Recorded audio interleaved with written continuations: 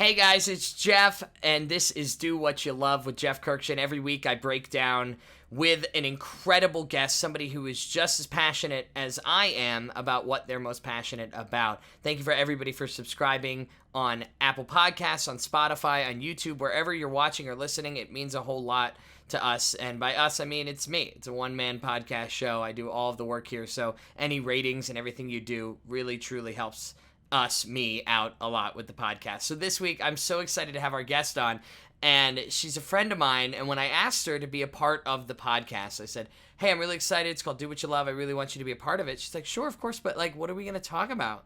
I said, we're going to talk about you. We're going to talk about you and all that you do and the great things you do with being the Las Vegas Foodie. Lindsay Stewart is a friend and I guess you could say an influencer, but really just a fun person to be around. Welcoming her into the podcast. Lindsay, hi, how are you?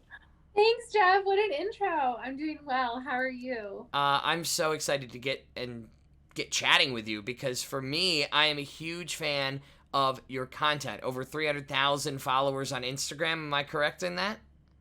You are correct. Do you know how many people are trying to do what you do? It's insane because what you do is become so popular now in multiple cities and different areas is to highlight these great local spots and local restaurants that are serving great food. I mean, everybody wants to be the Las Vegas Foodie. And everyone is. And everyone can be. So That's what I love about the city. Yeah, and how long have you lived in Las Vegas? So my husband and I have been here, it'll be 8 years in January, so almost 8 years. And when did Las Vegas Foodie begin? It kind of started when we moved here. It really started like the middle. So we moved in January. I kind of started it in like May or June, something like that. But we started keeping track of like where we were eating and where we were going. And I didn't want to bug my family and friends with that. This was 7 years ago, by the way. This is a long time ago. But I didn't want to bug my friends and family with where we were eating. So I was like, oh, I'm just going to start an Instagram and start keeping track because we lived right on the Strip. We moved from LA. We moved from a suburban town in LA. So everything is 2 hours to get to, with traffic. So when we got here, we lived at Panorama, which is the high rise on the Strip. And you can just walk anywhere. So we walked to Aria and Bellagio, and we were eating at all these amazing places that you don't have access to every day. Like when we were in LA, you would have to plan a huge outing to go. Anyway, so I was like, I need to start keeping track. So I started taking pictures of the food, and I started making like a little comment about it, and then it just sort of developed from there. Right. So I was like, I was on Instagram, and then I realized there are other people out there that are doing exactly what I'm doing, which was so much fun. And I discovered an entirely new community, and some of my best friends are other foodies. I think that's so cool, and I say it on the radio all the time that people complain about the bad things that the internet does, and there are terrible things and annoying and frustrating things, like, your uncle's Facebook feed who just, is politics all the time. But I find the good in social media. You've made friends through this food reviewing, right? That's awesome. Like lifelong friends. Yes. And are these food reviewers that are in Las Vegas, but also some food reviewers outside of the city too? Oh yeah. I mean, just like any, I think, sort of community or niche, you find other people that are doing what you're doing and connect that way. So I've made tons of friendships via Instagram through the DMs, and you just kind of talk and exchange tips and tricks, and then you find out who they are. And then it's so fun because everyone wants to come to Vegas, so it's like you always meet up, and it's like, wow, you live in New York and you love doing this too. It's so cool to see how you do it, which is pretty much how I do it. When we started, we would stand up on chairs and tables and get that overhead shot, and it doesn't matter where you're from. If you're a foodie, like, you're doing the same thing. So. That's so funny because it all started, as you said, with you taking pictures of your food like everybody does. I mean, every time I go out in Las Vegas, anytime I go to an amazing restaurant, boom, I got to take an Instagram photo of the food because it's an art form here. You go to certain places developed into that on Las Vegas Boulevard. And so your husband has been, graciously supporting this. How often do you say, honey, stop? You can't eat it yet. I got to take photos of it. And he's like, oh, but it looks so good, honey. That's like, so now he knows. I mean, we're 7 years in. He knows not to touch the food. But when we first started, it was very much like, stop. He's like, well, I'm hungry. I'm like, give me a second. That second turned into 10 minutes. He's like, look, the food is cold. Jeff, I got to tell you, like, I don't eat hot food anymore. My food is cold.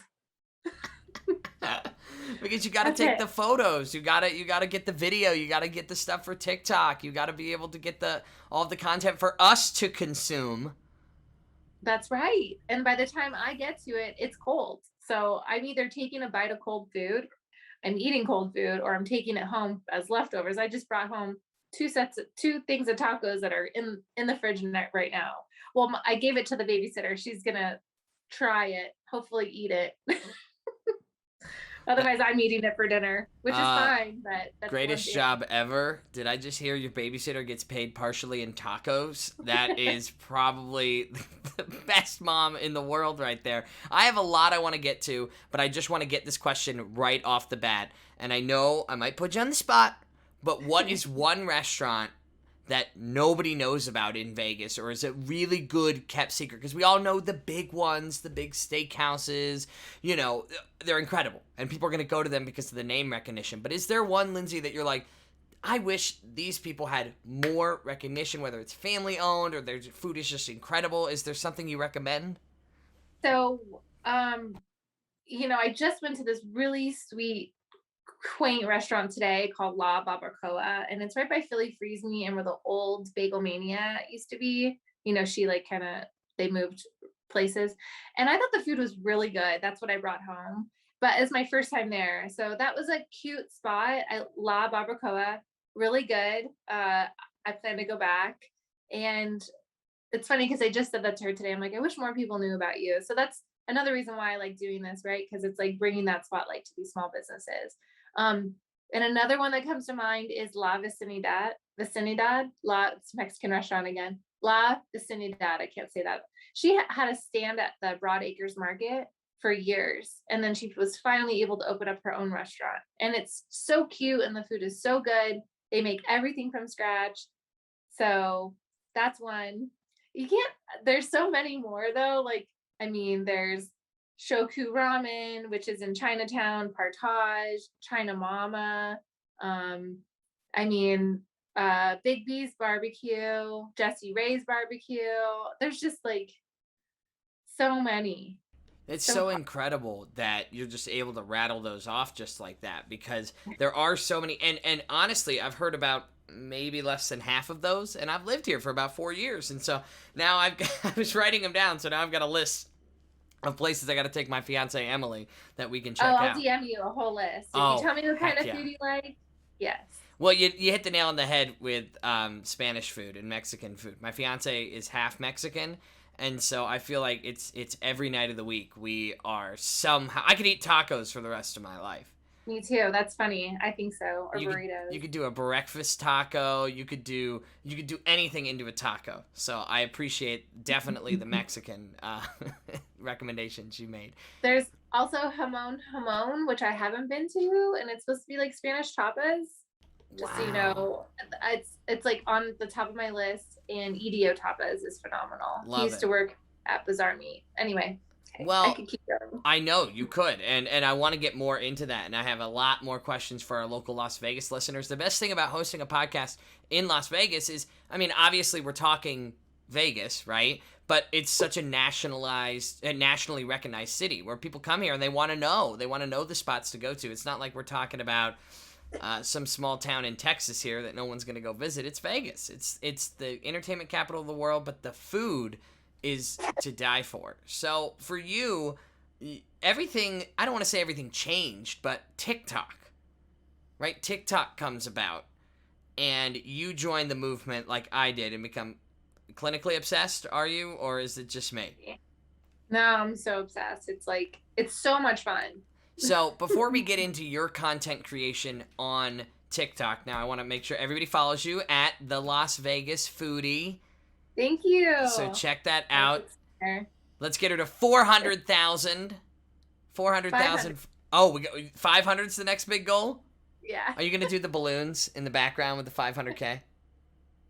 I would love to, but probably not. Yeah, there's a helium shortage, so on top of the water shortage and everything else that we're going through.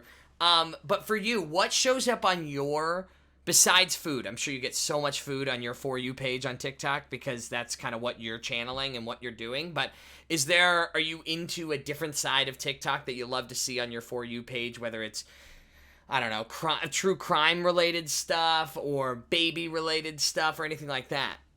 I mean, there's a ton of baby stuff because I have a baby. She's about to be 11 months old, so I've like definitely consumed a lot of baby content. But like I love to learn on TikTok. I love just like learning new tips and tricks and hacks and the cleaning stuff. There's just like a lot of those kinds of things. And then I also get like random, I mean, I was at the gym and I turned it on the Stairmaster. It's like so easy to do. And there was like a girl and she was like so scared to jump off to go zip lining. And whatever happened at the end made me laugh so hard out loud that I swear everyone was like, what is she watching? Like, just like random. That's what I like about TikTok. They're not just feeding you things that like people you follow. It's like you can totally interact and like discover brand new people and accounts through that For You page. That's what makes it so different.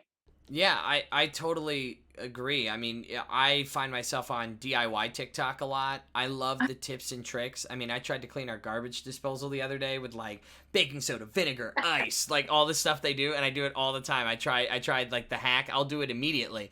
I got to start duetting those videos because for me they're like the Pinterest fails that you see. Like I feel like I can never get them right. I would love to see you try to do it, and I want to see Oh, it wait. like in one take. Oh yeah.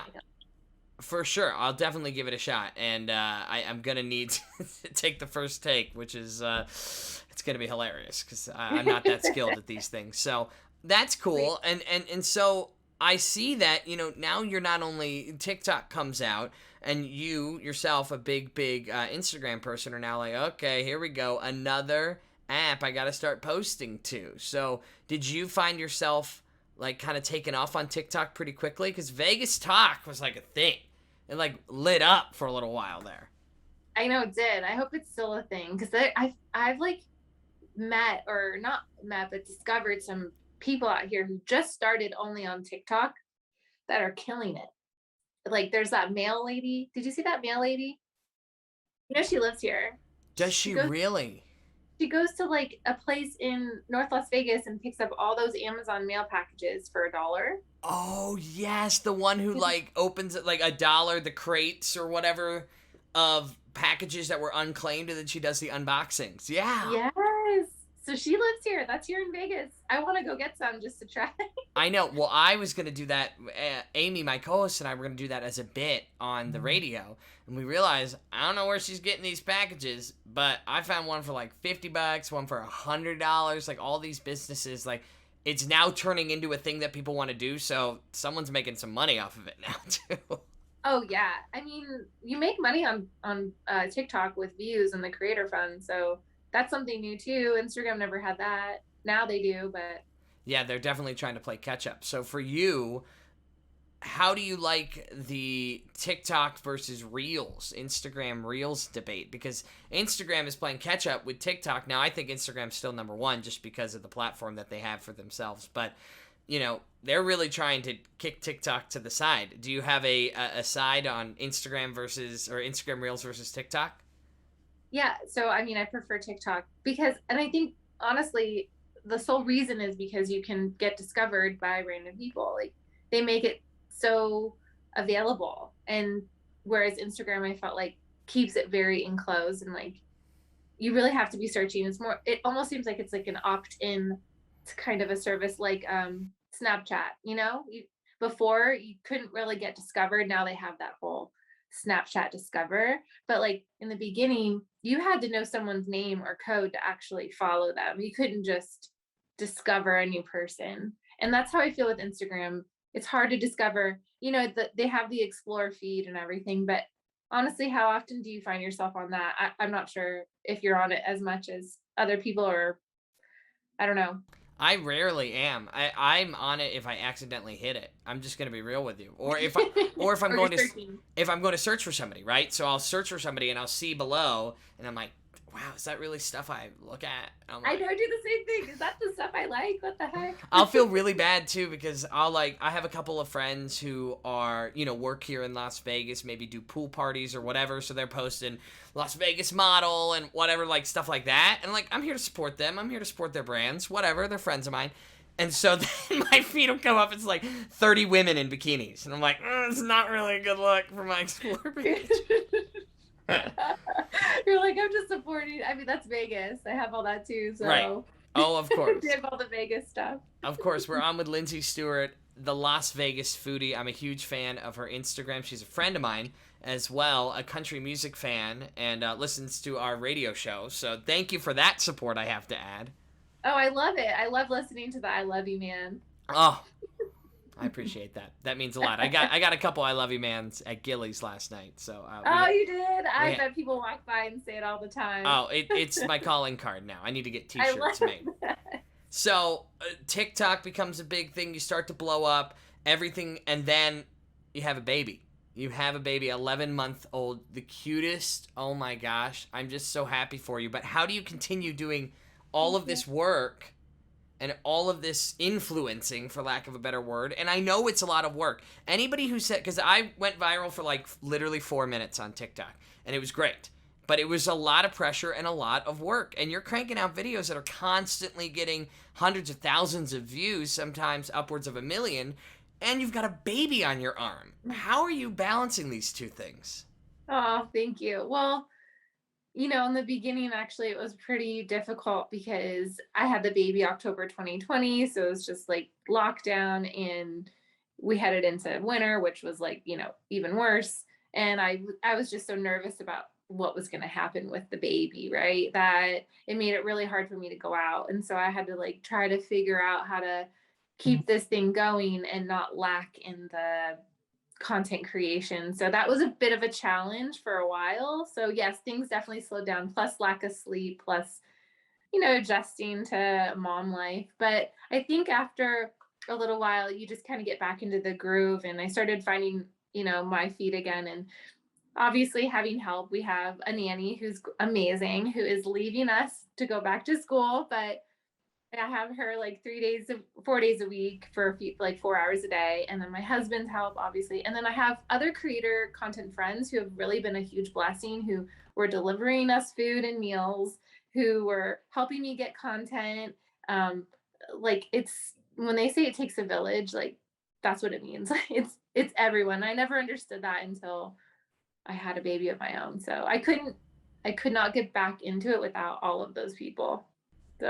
That's incredible, and that's so beautiful that even, you could make an argument that, the person next to you who's also a Las Vegas food reviewer is your competition, right? You could sit there and be like, your account versus my account, who's going to win, who's going to have the better video. But that's not the way it works in this world. Not at least in the Las Vegas market, because I know quite a few Las Vegas food reviewers, and all of you are friends, and I love that.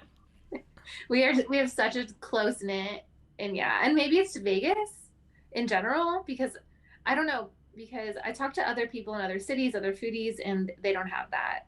It's Wow. there's a lot of animosity, there's a lot of conflict, and here I don't know why, but it's nice to have that. But I'm not gonna lie, I'm still very competitive, so there are some people who I'm like kind of neck and neck with. I love that. that. I'm like, I'm gonna get you. Well, you should, and I mean, radio is very similar. I mean, obviously, my company owns multiple radio stations in Las Vegas, and then there's companies that own different radio stations across the city. And I have friends at different competing radio stations of mine.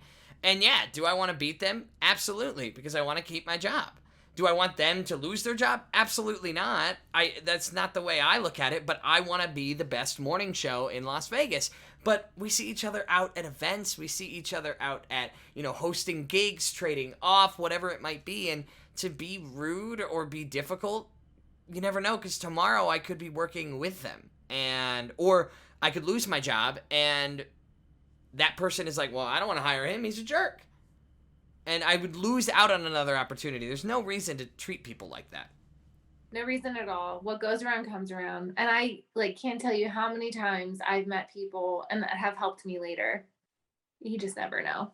Yeah, I think if there's one bit of advice, I always during a podcast, I like to kind of think to myself, okay, what's one thing people can take away? And I think that the community is so important here for you. And hearing that people were delivering you food, I remember seeing those reviews done on what I believe to be your dining room table or your kitchen table, and you're taking pictures and doing stuff. I was like, she's still going. She just had a baby and she's still doing it. That's crazy.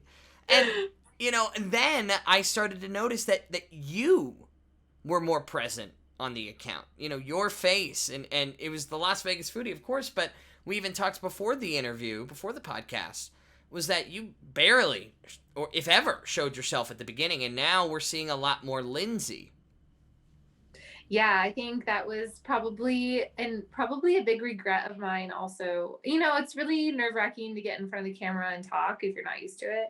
So like getting that courage and actually getting comfortable or just doing it was very important for the brand. Because like you said, now you can associate me with the Las Vegas Foodie. In the beginning, I was like, I just want to be all about the food. I'm very good about that.